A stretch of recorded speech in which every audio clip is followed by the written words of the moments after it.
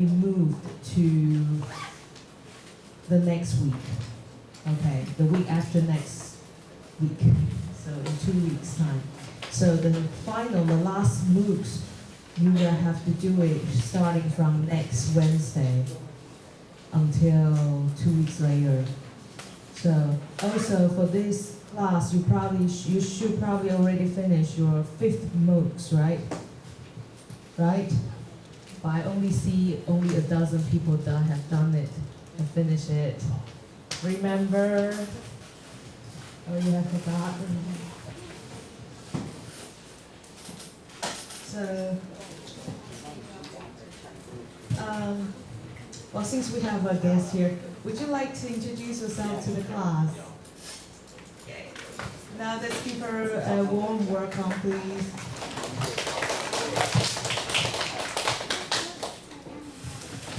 Hello everyone. So I'm Helen from the Philippines, and just like you, I'm also a student, currently enrolled at the St. Paul University, Philippines. And as one of the requirements that we're going to take is internship, wherein we're going to visit other countries like yours, and we will observe the teaching strategy of the teacher so that we can also adopt, and even the methods of classroom discussion that you're doing, so that we could also improve ours. So we will be staying here for a month, so up to December 14, and we are 3, and we have also with us our teacher, who will be handling also faculty members in your school, and discussing several topics maybe. So I hope that I can learn a lot from this lesson, of course, from Dr. Ye. Just sharing experience. So I hope that you are welcome in your country. Thank you. So, if you're not accustomed to all English class, now you must, because for this following weeks and this week, we're going to speak in English, not just me, but you too. Okay, so this is a perfect opportunity. Thanks to our guest, now you finally can face the speaking English now. Okay. Okay, so let's start with this. This is a terrible computer. Okay, let's look at the handouts. We've covered in this 5th MOOCs material. You probably have some idea. How many of you haven't seen the MOOCs yet? Please raise your hand. Please be honest and raise your hand. Just you? Okay, I'm going to talk through it, also to show Helen what this is. So I'm going to show you, and then I'm going to stop, pause, and then we're going to discuss little by little, and hopefully this computer could follow.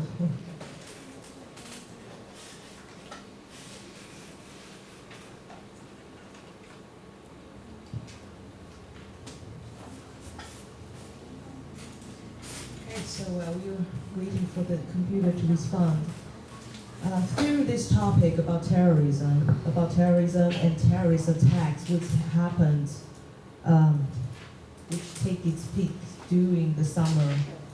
Now you remember, right? A lot of incidents that mentioned in the MOOCs that happened in Europe. There are quite a number of them, and then they become so intense with the occasions, with the timing that it occurs. So through that, we probably will have to know what Islam is and the religion, and also what is Islamic State and what is ISIS or ISIL. So those are the necessary things that we have to explore. And luckily we have a handout. Okay, this computer is dead. So So before we can see the PPT, let's start with Islam, the handout that you all have a copy, right? So Islam, do you know what Islam is? Is it a religion? Is it a country? Is it what? A government? Both. Okay, that's good. Now we shall explore it. Okay, for the Islam, the first section on Islam, let's have a look. Islam, the first point, it began in the early 7th century, originally in Mecca. That's the Middle East, I suppose, right? Middle East, right? Maijia. Now that rings a bell. Okay, it spread in the Arabian Peninsula by the 8th century. So that's the history. The first point tells you the history of Islam. But what is it? I think it's more of a religion. So on to the second point. It is a religious. It is a religion articulated by the Quran. So Quran is like a Bible in the Christianity religion, right? So they follow Quran. So that's the second point, which I also highlighted. It's a text considered to be the verbatim. Verbatim is word for word, 逐字的, of God. So it's God's words speaking in Quran. So that's their Bible. So Quran is that belongs to that religion. So they are both the unaltered that's not falsified, that's direct message from God, and the final revelation of God, and by the teaching and normative example of Muhammad, the last prophet of God. So like Jesus, we consider him a prophet. So they also have a prophet of God, which is Muhammad. That's the second point. So now we can know for sure it's a religion, right? Islam is a religion. It has its Bible, which is called equivalent of Bible is called Quran. Okay, now this is not to be mistaken with other things. Okay, the third point is for your reference. And the fourth one, let's consider how many people take this religion. It's the fourth point. It's the world's second largest religion and fast growing major religion in the world. So that's the number, the figure there. Over 23% of the global population. That's a lot of people globally who take this religion, and they call themselves Muslims. Okay, so this is a religion.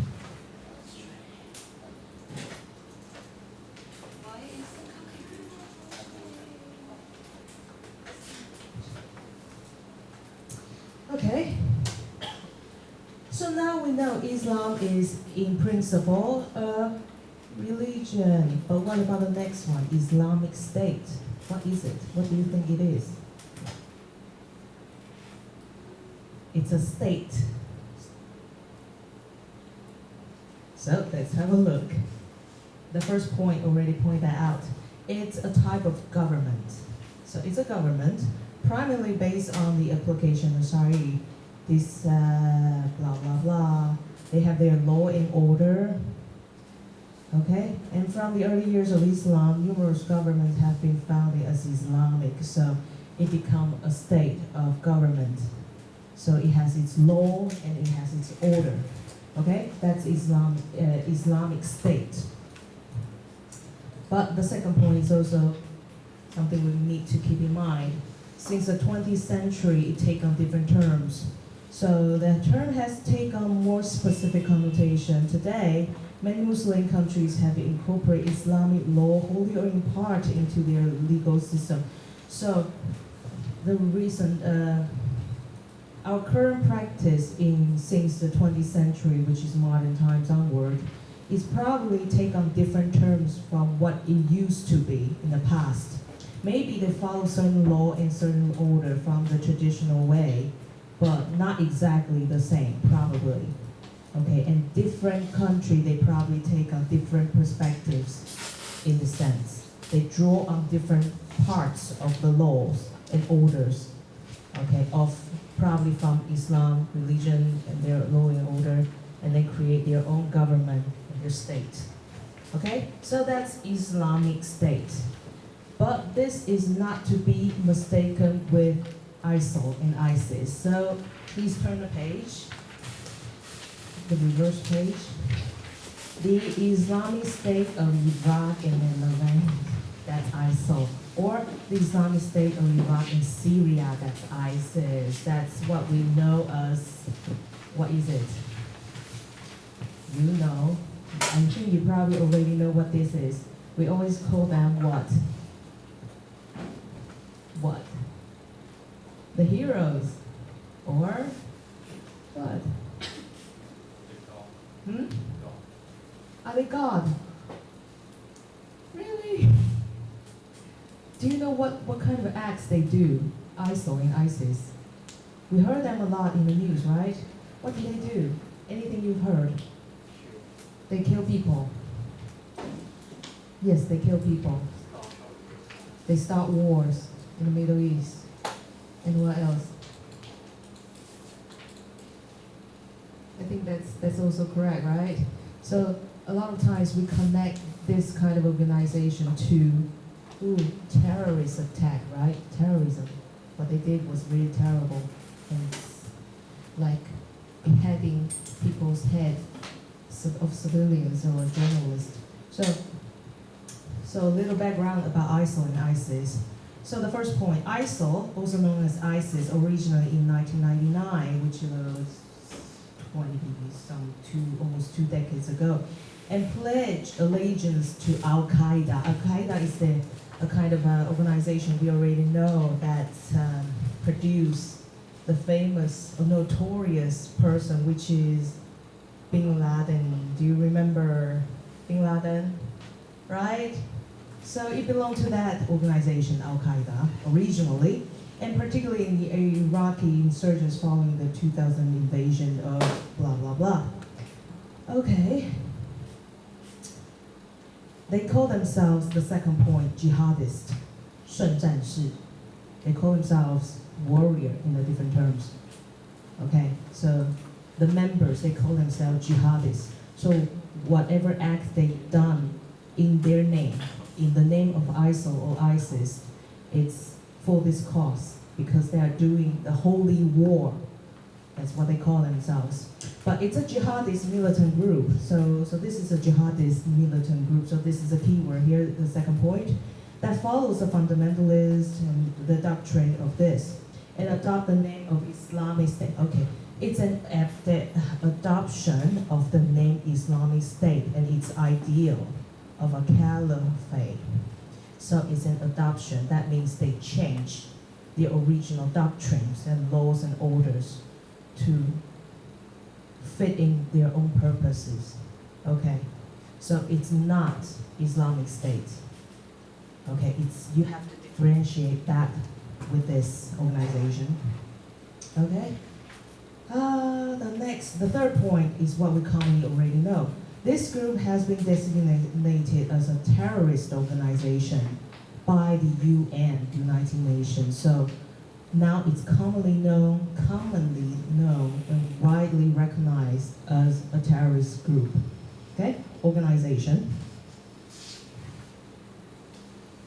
How? What else? What did they do?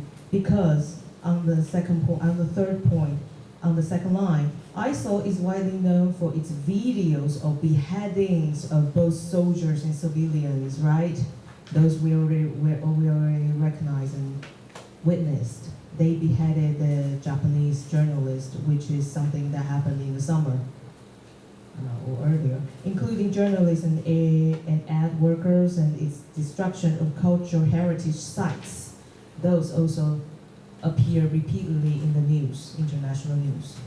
Okay, so that's what they did. So that's a connection between terrorists. That's why we consider them a terrorist organizations. Okay, they kill civilians. They kill people who are not militant. So those are not non-militants. If they kill them for no reasons, then that becomes a terrorist act. So you already know from the PPT and not just PPT, the MOOCs, some definition and some terrorist attack. So from 9/11 onwards, we already, most of us recognize that to be a terrorist act, right? How many of you think 9/11 is set in stone? It is a terrorist attack. Please raise your hand. It's not a terrorist attack. Please raise your hand. Then how about those who didn't raise your hand? 你们觉得这个是个那个恐怖攻击吗？9/11 Do you recognize this 9/11? Is it familiar? So again, do you think this is a terrorist attack because two airplanes were hijacked, right, by jihadists, Al-Qaeda organization. Then it was Al-Qaeda organization, led by Bin Laden, right?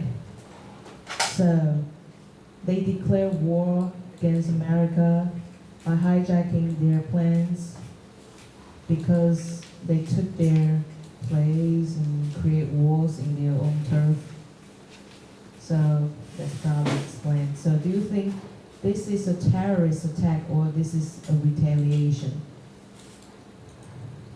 Retaliation 就是报复行为. If you think this is a terrorist act or both, you can raise your hand on both times. If you think this is a terrorist attack, please raise your hand.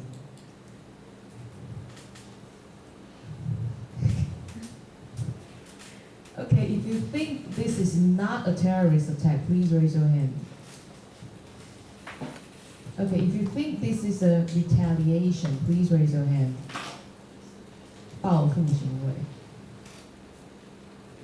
Okay, how about those? How about you? Both. Okay, can you raise hand both times? Okay. Good. Why do you think it's a terrorist act? Why do you think this is a terrorist act?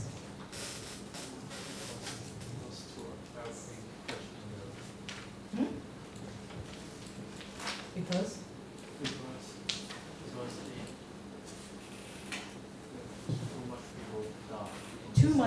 Too many people die. And who are those people? Are they soldiers that they are supposed to die out of war, or are they just civilians? Civilians, just common people like you and me, who are not in the military. Do you know the difference? For people who sign up for military, if it's a call on war, then they have to die. They probably know that they will have to sacrifice one way or another. So it's justified. But for people who died unjustified death, that's because people were murdered and they are civilians. And this is if they call this is a war, and their civilian died, then this is not justified. Then you become a terrorist act most of the time. That's what happened. So I think most argument is that because those people who die there, they are civilians, 就是一个市民而已，他们没有军人身份。So, in that sense, perhaps this is a terrorist attack, and this could be a retaliation because they don't want interference from America. They had enough. They want to do something to fight back. So this could be that too.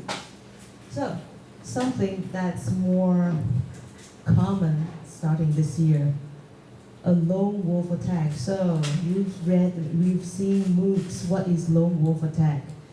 Attack by wolves? By one wolf. 孤狼事件听过了吗哈？孤狼 that's lone wolf. So that's terrorist act done by one person. We call them lone wolf. Okay? So that's that. So we have Nice attack. What happened? A truck ran over people. Remember at the very famous beach in Nice. Remember that one? So is that a terrorist attack? But it's done by one person. 他是那个恐怖吗？是啊，因为好像有承认是那个是他们的圣战士。Because the person responsible claimed himself to be a jihadist. Is it proven? Is it proven? Can he be proven that he is a jihadist? That's a question I would like to ask. Something for you to explore further. So this is one incident, but yes, he ran over innocent civilians, too many innocent civilians, and create horror, okay, out of this very innocent street over there. So next one is also the same thing, and it's a very repeated thing. Germany, there's train attack where people got knifed and axed, right? Innocent people, and some of them are tourists too. They become casualties. Okay, this is also done by one person. So is this a terrorist act? Terrorist act does not have to be done by ISIS or ISIL, or they do not have to call themselves jihadists, I suppose. But because nowadays we link this too closely together, so we kind of accuse every kind of attack to be a terrorist attack, and then it's linked back to Islamic religion. So that's not justified, I think. And also that's a random shooting in Germany. And then if you check out the news, I probably mentioned, according to news, it cannot be proven the connection between this random shooter as a lone wolf and Islamic States, Islamic ISIL or ISIS. Even though he received influence by the ISIL and ISIS, because their beheading videos is all over the news or over the internet. So maybe he got influence from it, but they do not have direct connection.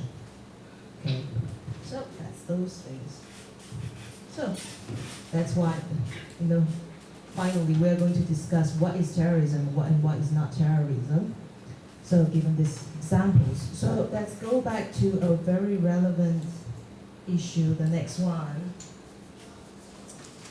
What is it? Okay, ISIS is a news article. It's called ISIS inspired teen who attacked German train passengers, officials said. That's one according to one of the slides, right?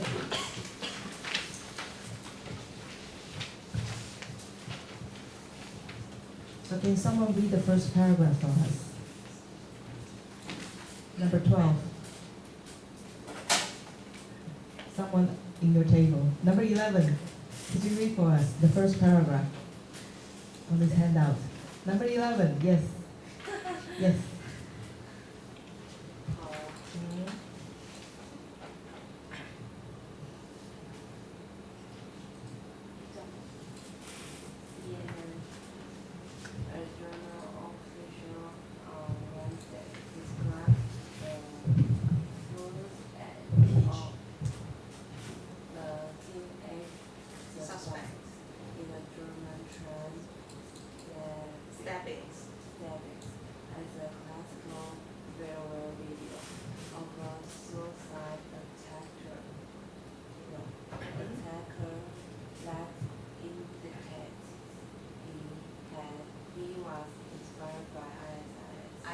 Thank you, that's ISIS.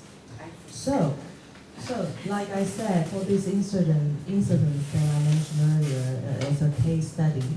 So this boy, this teenager, this suspect, does he have direct connection with ISIS? No, he doesn't. But he was inspired, right? So is the connection, I don't know.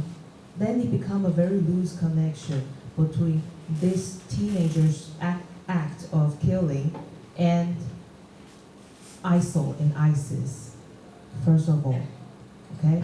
But what he has done, I think it is a terrorism because he kills innocent people.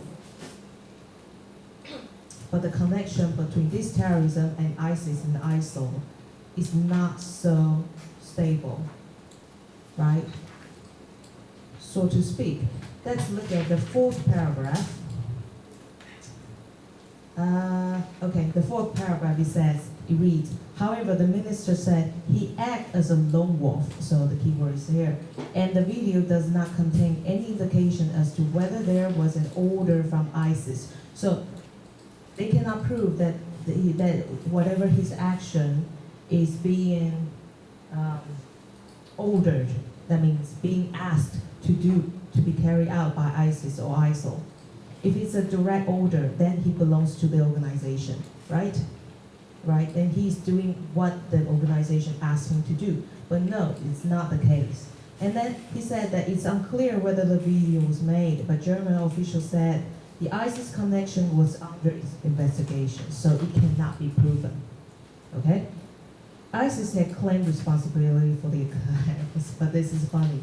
But the ISIS want, because this is a terrorist act and the ISIS want to claim it. So the ISIS come and say, this is our boy, even though they never got involved with each other. Okay, so this is a news that probably you can read further. Let's move on to the next one. Actually, the thing we are going to discuss is about the concept of terrorism or terrorist attack. And a lot of times I'm trying to dissociate you with the idea of terrorism and Islamic states or Islam religion, because they are separate things. So that's my goal. But first, let's look at war in Afghanistan. A different matter, which is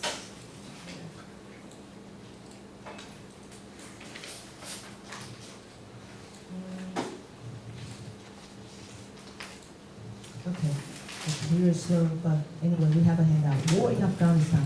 There are several things I'd like you to discuss so far. Okay, so the first question, under what, if any, condition is the invasion of a country justified? This refers back to 9/11 attack. Okay, this refers back to the 9/11 attack in the U.S. Done by Al Qaeda.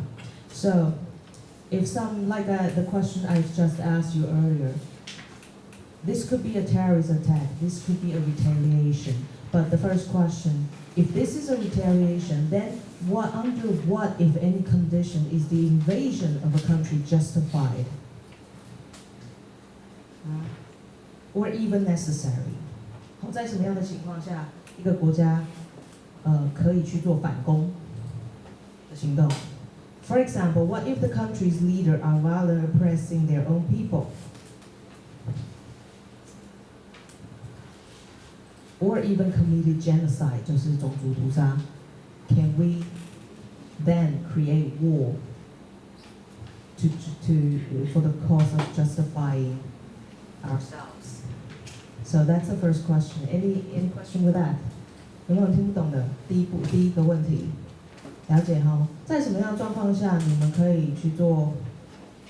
如果一个国家被侵犯了，你们可以去做反击、反扑？